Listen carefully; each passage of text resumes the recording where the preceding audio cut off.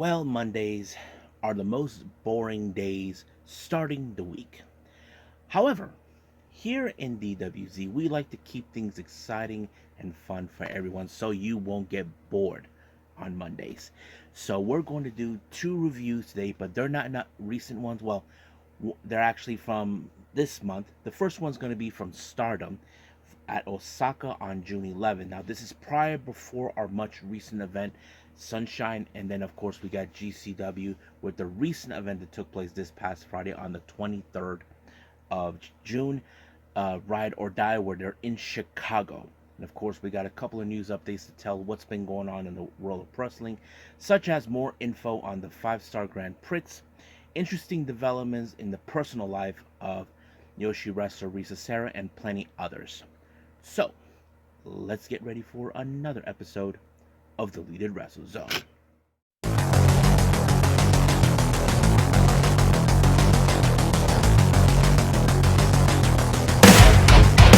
Are you ready? Get up, get up! Get up, get up! Get up, get up! Get up, get up! Get up, get up! Get up, get up!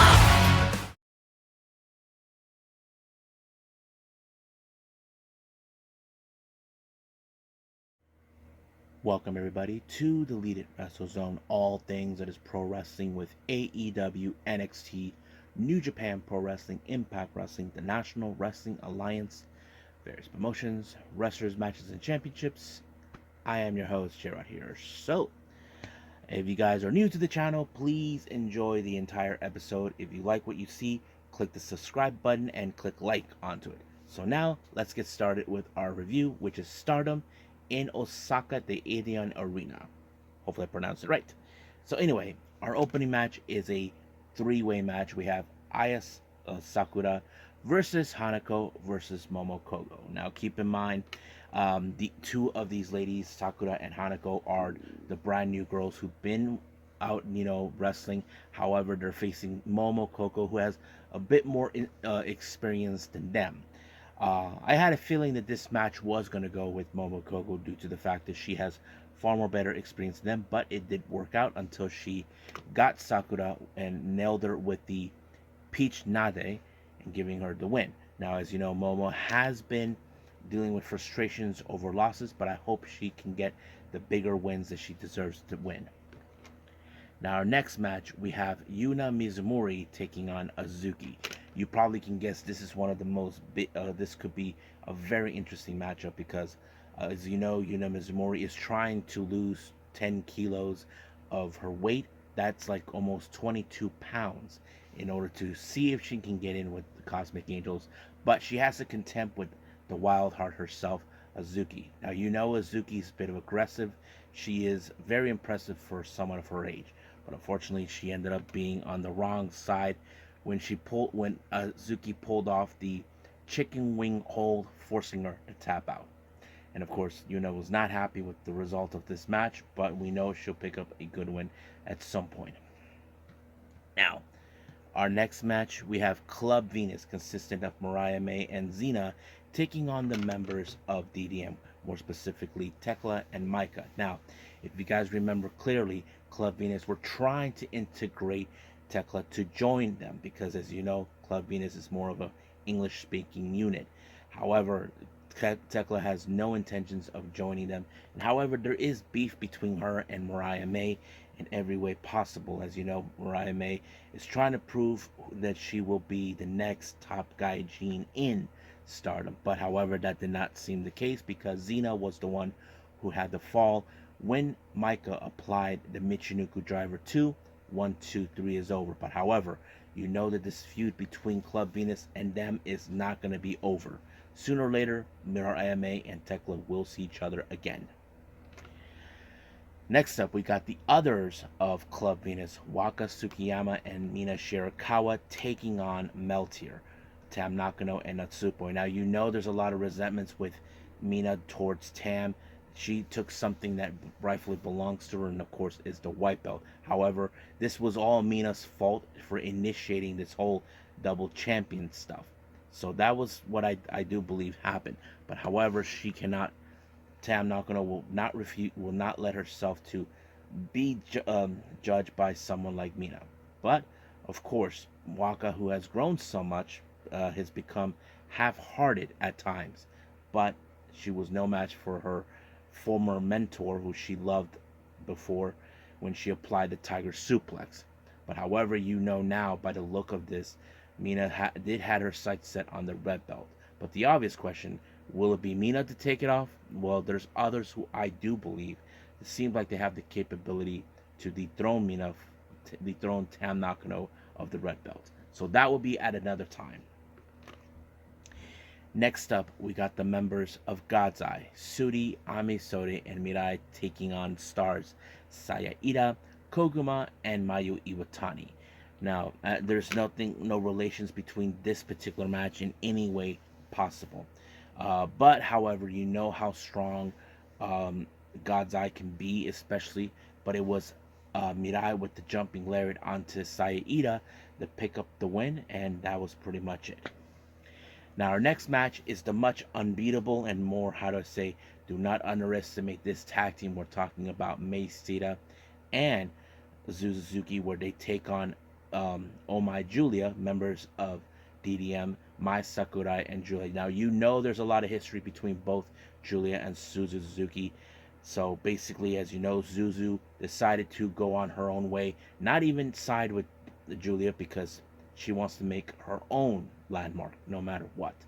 But of course, you know, Mai Sakurai, who thought that maybe she can defeat Zuzu, will be enough. But however, that did not happen. She ended up on the wrong side of the submission move that Zuzu applied, which is called the Yokubari lock, forcing her to give up. However, as soon as when Sakurai was about to do her little ritual, Zuzu decided, you know, to tell her what she thinks of her, all this and that, because she doesn't believe, she thinks that she's crazy with this nonsense of commoners. Of course, one way or the other, I have a feeling that Zuzu might punch her in the face to tell her to shut up, and I think that's going to be something that many Stardom fans would definitely will talk about. But that day will come. Now, as you know, we had the Sunshine event. This is part of what led to, of course, that steel cage match, another elimination match, a 5-on-5 between Oedo Tai and Queen's Quest, two of the oldest factions within Stardom. Now, have I kind of lost track who was eliminated, but I can tell you who was eliminated last, and that person was Azumi. Um, she was eliminated by Kashima, basically. But at the post-match promo, Natsuko Tora made a statement knowing that she is trying to make her believe that, of course, that Queen's Quest has lost faith in her as their leader. And of course, that was something that was being talked about, because some people say that she did not do anything to bring Queen's Quest back to the top. But we'll see more about that. Now, there's still some more Stardom prior before Sunshine. This is unacceptable from Stardom because of their English department, unable to try to throw in more of the shows they haven't thrown before Sunshine. But hope we get to do more before our next one that comes in this weekend. Um, so I think that's pretty much it right now. Let's move on with GCW Ride or Die.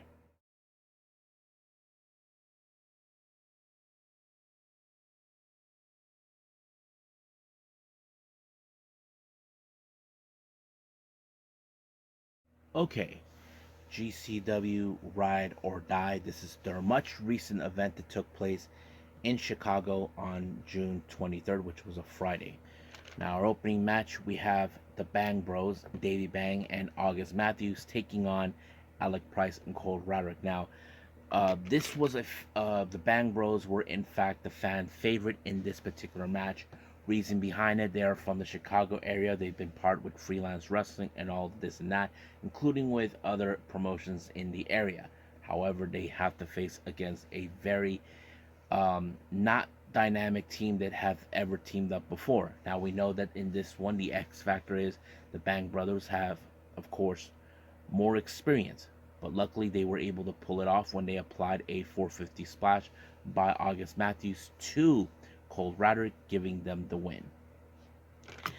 Next match, we have singles action, Aries versus Jack Carwell. Now, you all know Jack Carwell. He is a fantastic wrestler. He is athletic, very high flyer, but I had to say it was really fun. I had a feeling that this was going to be interesting because she's facing against the King of Strange Style. So, however, it was a bit of a spiral twist that finished off Aries by Jack Cartwheel, giving him the win. Now, our next match, we have Robert Anthony um, just showing up, doing his little promo and all this and that. And of course, he has to face against Lufisto. Now, Lufisto is a one tough ass lady who will not take any crap from Robert Anthony no matter what. But luckily, it was her who picked up the win when she applied a a back fist, 1, 2, 3. However, out of nowhere, we saw the in the post match, Lufisto was viciously attacked by none other than Pero. Now, we don't know what's the reasons why, but the obvious question is this the handiwork of none other than that sadistic, the root of all evil, son of a bitch, uh, Charles Mason? We don't know. But luckily for Lufisto, she did get some help from the bad boy himself, Joey Janela. So, like I said, we don't know what's the motives from Charles Mason towards Lufisto. We just gotta wait and see. Now, the JCW title is defended. Now, the JCW is the Jersey Championship Wrestling. We have Commander versus Jordan Oliver. Jordan Oliver is the inaugural champion. Now, you probably know this was going to be a good match no matter what it was. And I think that sets it all. So, I'm very excited for this particular match from what I saw. But luckily, it was Jordan Oliver with the Orange Crush that put away Commander, giving him the win.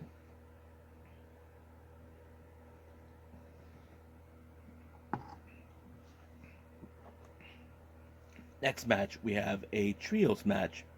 We have Los Macizos Clipsose and Miedo Extremo teaming up with one of the deathmatch queens, Rina Yamashita, where they take on the second gear rejects consistent of one called Manders, Reed Bentley, and John Wayne Murdoch. Those two are also known as the Rejects. Now, this was a very awesome match, really fun. Of course, there was moments where, of course, Miedo Extremo had to deal with Manders, and Cyclops is like, I don't want to deal with the Italians. Like, nope, nope, nope, nope. We're not doing that. I thought that was fun. And of course, Rina Yamashita made out with both Miedo Extremo and Cyclops to get them, motivated. But that didn't seem to work that often for her at all. But it was impressive when she applied the splash mount onto who was it that got the splash mount? Oh yeah, Bentley himself, and giving her and her team the win. However, the rejects were not happy with the results. They resulted in attacking Manders, beating the crap out of him. But luckily, Los Macizos and Yamashita were there to help him out. Our next match, we do have a six-way scramble match. We have Hunter Drake versus Teriyaki versus Bobby Flacco versus Kenzie Page versus Starboy Charlie versus Jimmy Lloyd. Now, these type of scramble matches, anything is possible. Anything could go either way. So the obvious thing is, how was this gonna go? Well, it was very interesting. But Kenzie Page, I have to say, she took it more well because she was the only female involved in this match. So, however, it was, of course, the Cosmic Spiral by Starboy Charlie onto Bobby Flacco to give him the win. I thought that was very impressive.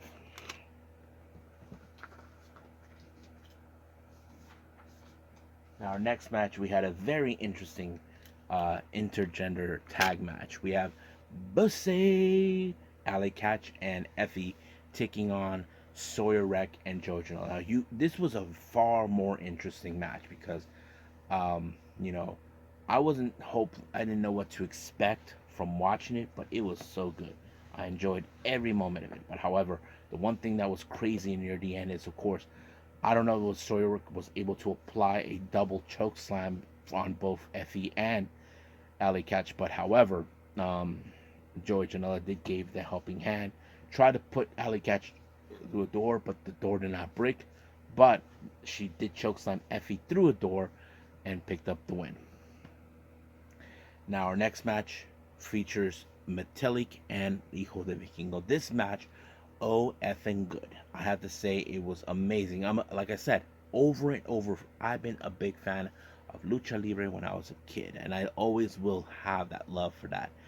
Oh man, it was amazing. I was worried about Hijo de Vikingo who might end up hurt, but unfortunately, someone had to ruin a perfectly good match, and that is that son of a bitch, our current GCW World Champion, who we did not want him to win the belt, Blake Christian. He shows up saying that no one is here to see Lucha Libre. Yes, we are.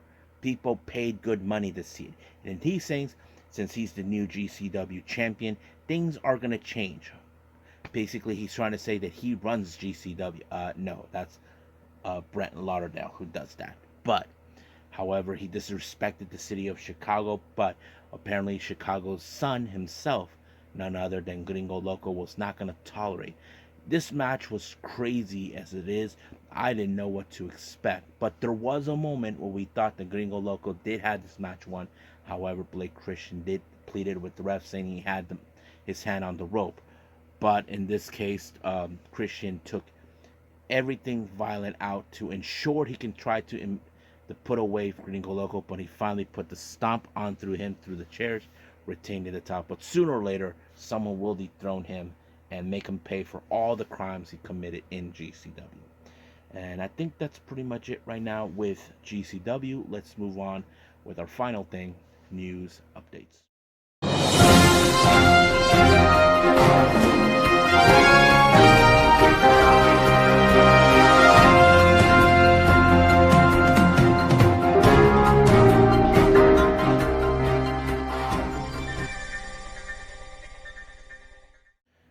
Okay, so welcome to our news update. So this is what we have for today.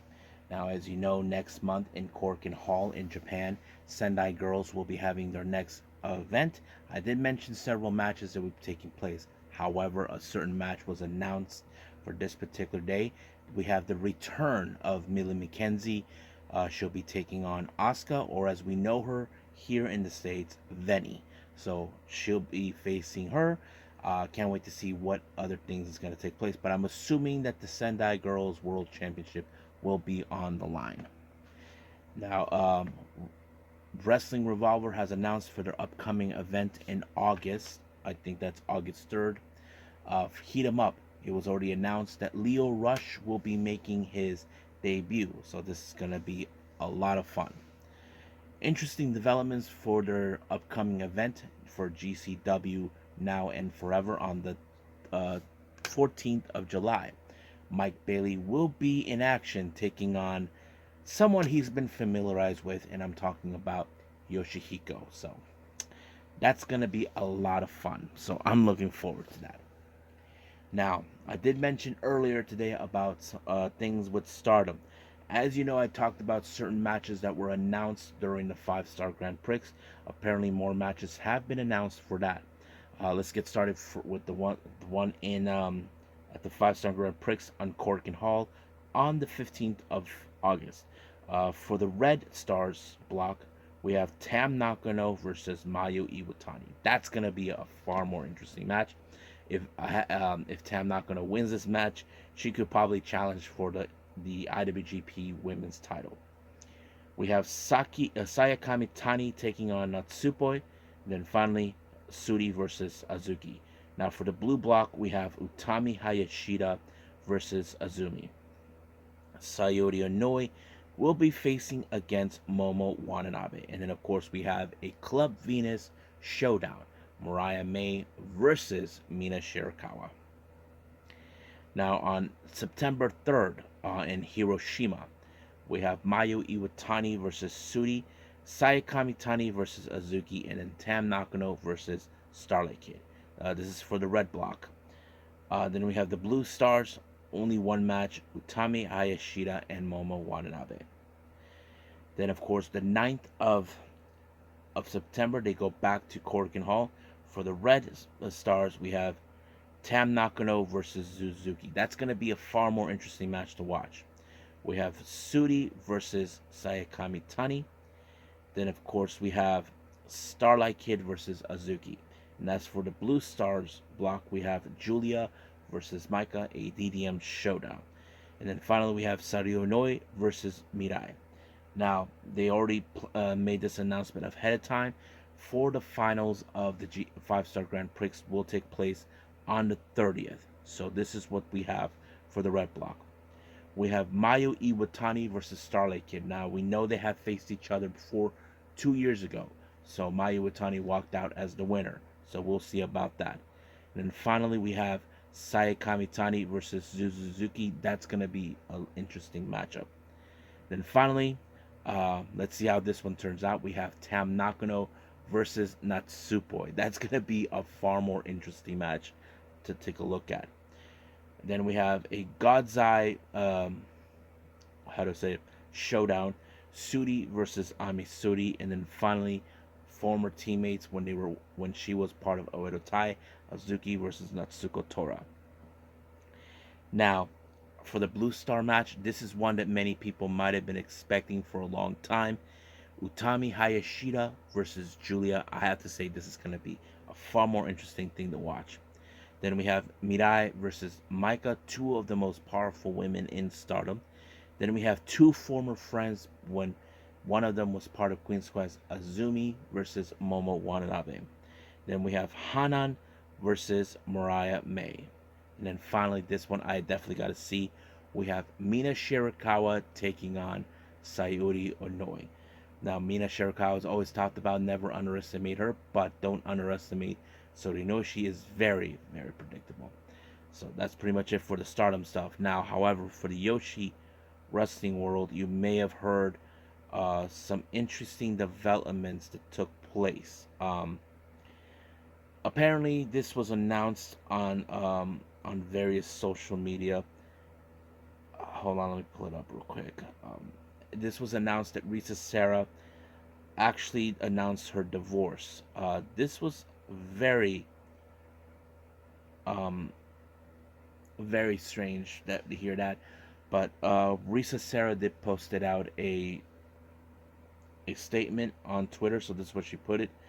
I apologize for the suddenness, although it is a private matter.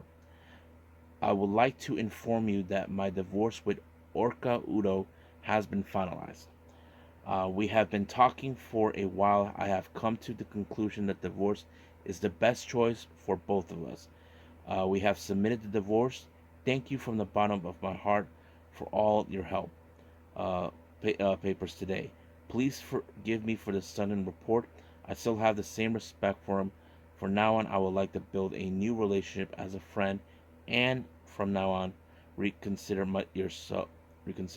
I would like to face my new life and move forward. I would appreciate if you could watch over me warmly. So that's what really happened. Now, there was talk about other things about Risa Sera's personal life towards her now supposed ex-husband, that he was a cheater. I was hearing this from Reddit itself. It's no 100% clear what it is. Now, in the Japanese culture, they like to keep this quiet. So, whatever the case is, hopefully for anybody out there who are big Risa Sera fans, let's give her our full support. She's definitely going to need it. So, let's do that. And I think that's pretty much it. So, let's just call it a day.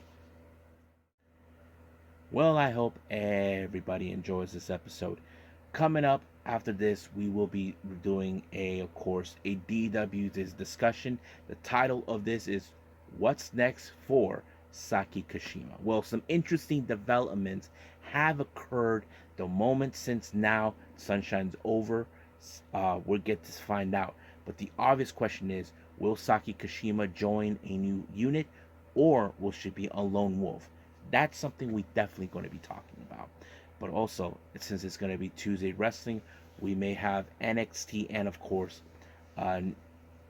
NWA Power, or what, or we're still continuing with the World as a Vampire Tour. So we'll see what happens then. And I think that's pretty much it for now. I will see you guys in the next DWZ time. Same DWZ channel. I must bid all of you adieu. So, Goodbye. Mwah. And have a nice day. Bang.